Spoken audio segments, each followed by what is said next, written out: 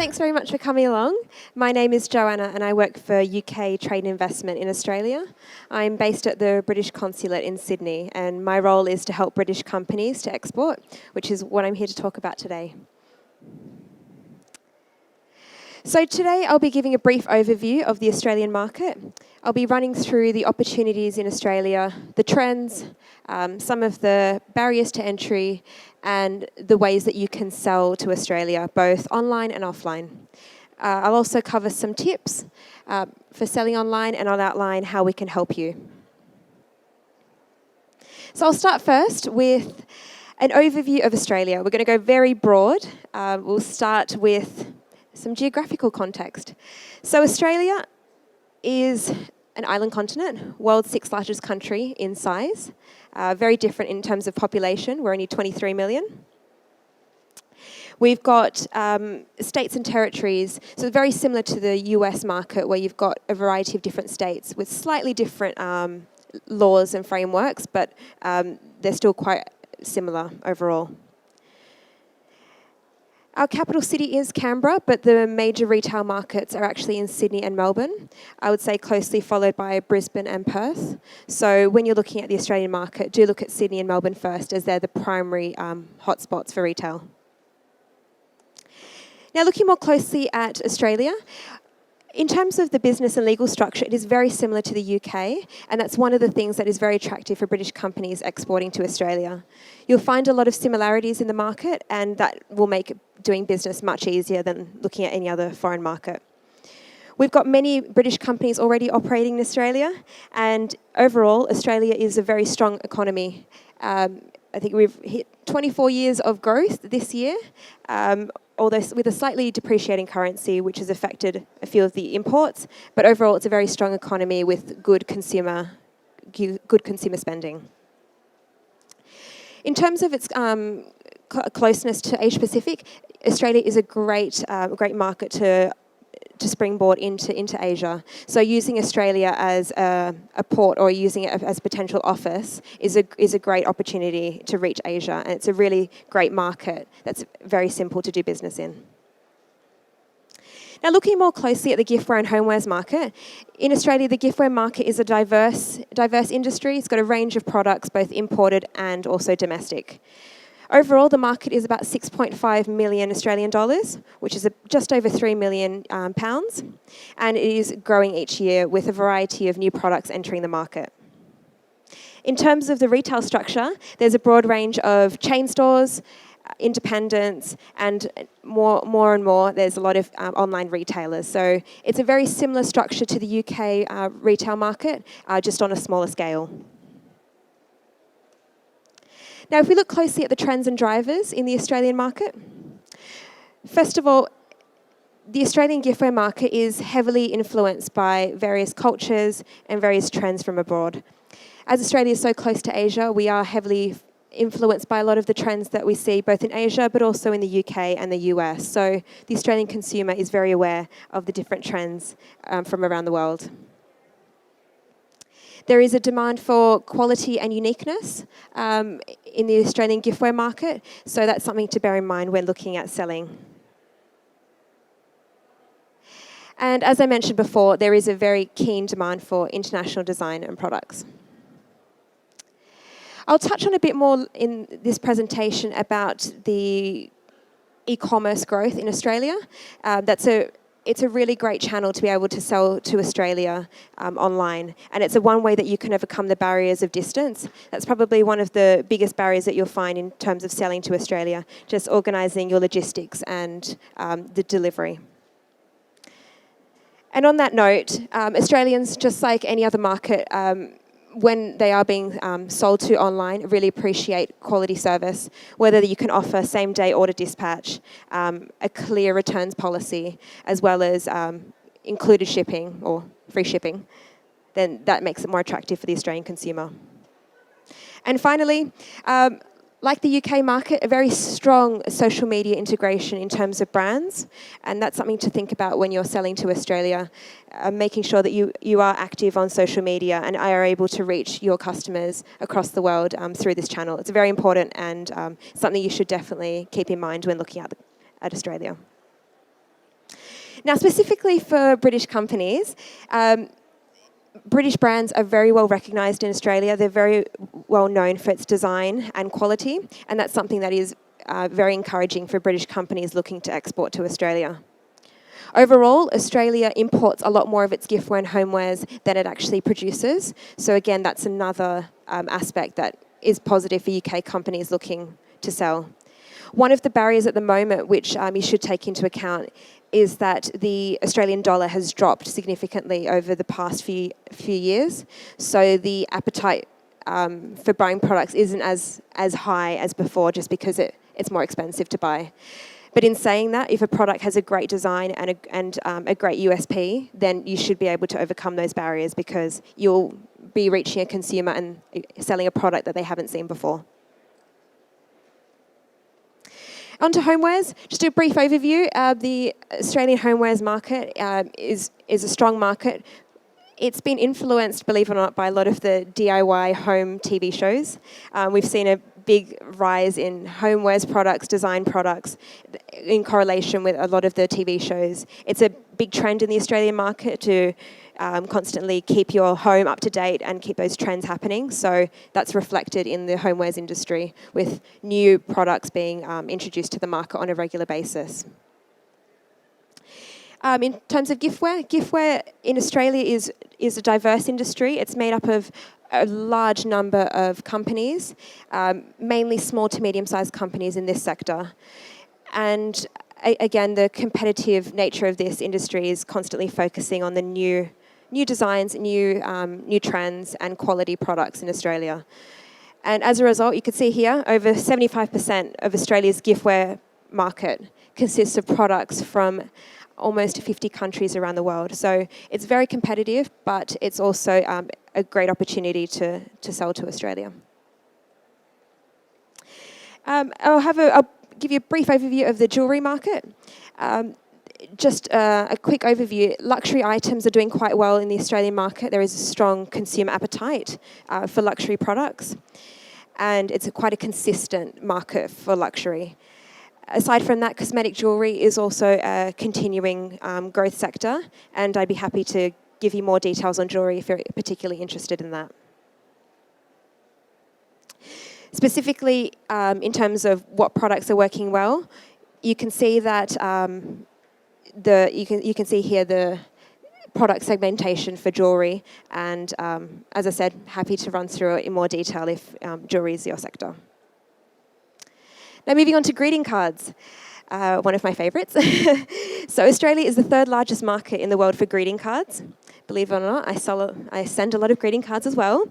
And on average, these Australians purchase and send 30 greeting cards per person per year. So that's a lot of family and relatives, I think, that are receiving greeting cards. The UK is seen as a very strong player in the greeting card sector, and it's for a variety of reasons. It's for the traditional cards, the humour of British cards that resonates really well with the Australian consumer, as well as the design and quality. The Australian consumer is very similar to the British one, so a lot of what works in the UK market, particularly in regards to humour, will translate quite well into the Australian market without any translation. Now I'm going to run through some brief points about selling to Australia. I'll cover some points on online and offline, and I'll finish up by mentioning how we can help at UKTI in Australia. I'll start first with e-commerce. So like many other markets across the world, e-commerce is a huge growth sector for Australia and has really changed the retail industry. Almost 21 million Australians are connected to the internet. So there's 2 million Australians who aren't as well connected, but with the new national broadband network, Australia is looking to expand that even more. So with almost all the population on the internet, it's a great way to reach Australians, not only in the city centres, but also in the rural areas, which is a very important point to consider when you're selling to Australia. You're not only just selling to people in the capital cities or Sydney or Melbourne, you'll be reaching people who don't have access to products in the rural areas. In terms of growth, Australian market continues to grow every year, and as you can see, it's reached 15.6 billion last year in 2014, which is about £8 billion. So it's a growth sector, and it's grown heavily over the past 3 to 5 years. As part of that, one of the biggest growth sectors within e-commerce is mobile commerce. So if you are selling online, do make sure that you are looking at your mobile platforms and making sure that everything can be accessible via smartphone. To look a little bit more closely at why Australians shop online, traditionally the main reason was affordable prices, and that still continues to be to reach a quarter of why Australians do shop online. Apart from that, free shipping, or as a lot of brands know it, included shipping, is another draw card. And you can see here there's a variety of different aspects of why Australians shop online, including access to a variety of different products, convenience, and just being able to access products that they don't have in their local high street stores. I just wanted to include some information on the holiday seasons in Australia. Just give you a brief overview of how Australians shop around this particular time.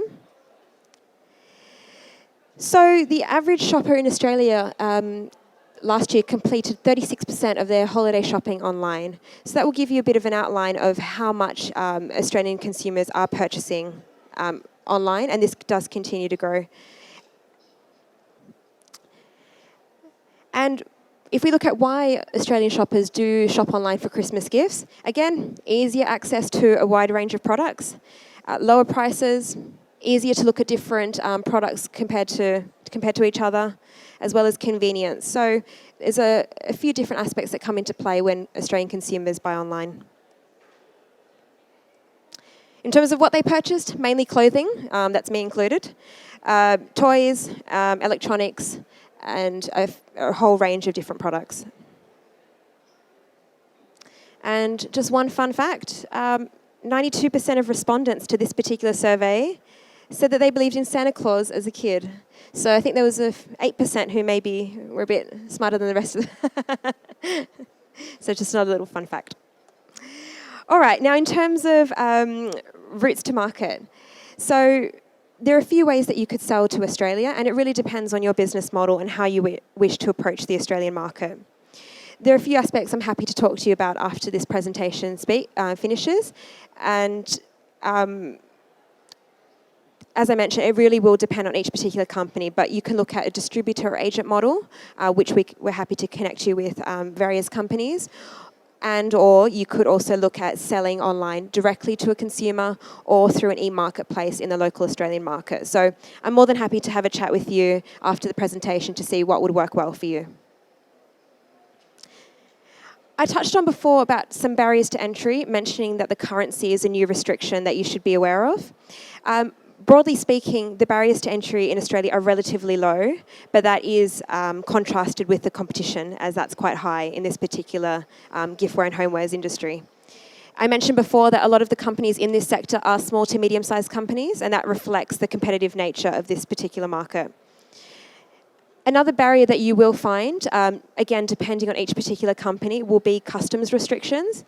Australia is notorious for having very strict customs regulations, and if your product does feature wooden items or anything from an animal, it will need to be declared into the Australian market and might affect getting your product actually into Australia, but also whether or not your product will actually be able to enter the market. I can connect you with some customs brokers and import companies who can assist you with that, making sure that you've got the right forms filled out in terms of your products. So that's definitely something to consider when selling to Australia. Aside from that, there is not many people are aware, but we've got a very high import threshold into Australia. So if you for example, sell B2C into Australia and the total purchase price that the consumer's buying is less than £500, that whole shipment enters the country without duty or tax. So that's considerably high compared to a lot of other markets in the world. Now, one of the barriers that we're seeing at the moment is that there is a lot of backlash from domestic retailers about this particular tax-free, duty-free model, as you can understand. So that's something that It may change over the next few years, but for the moment, it's quite a high threshold to be able to send up to £500 without having to register for import duty or local VAT, which we call GST. In terms of tips for selling online to Australia, I put here a few which, definitely have a look through about how you can keep improving your website to sell online to Australia. That includes some broad tips such as making sure that you accept credit cards from a range of different countries. If possible, list your products in the Australian currency, if that's possible. It will attract Australian consumers and make it easier for them to purchase off your website. I mean, overall, a lot of these tips are just to reduce any potential barrier for Australian consumers to buy off your website. The easier you make it for them to buy off your website, the better the result will be. Another thing that I always encourage for UK companies selling purely online is to make sure they have a really strong frequently asked questions section. It's a small tip, but because Australia's so far away and they can't email someone or call someone in the UK business hours, if you can answer their question in Australian hours or right then and there, then you're more likely to retain that customer rather than having to lose them to a competitor. So again, make it as easy as possible for them to buy off your website. And that includes being clear about returns policy and shipping. Australian consumers know that if they buy something from overseas, it will take a long time to get there. So they're very aware of that. And as long as you state that openly and clearly on your website, then you won't have any difficulties with that. I touched on before that doing business in Australia is very similar to the UK market. So happy to run through any particular questions that you might have after this presentation. I'll give you a quick overview of how we can help, and then I'll wrap it up and we'll go to any questions that you might have. So overall, what we do at UKTI, both in Australia and around the world, is assist you to make local contacts. We can introduce you to buyers, distributors, agents, or if you're having trouble importing your products, we can connect you with people who are customs brokers, or anyone that can help you with legal or taxation issues. So basically what we do is assist you as much as possible in whatever way you need to make sure that you can sell to Australia, both online or offline.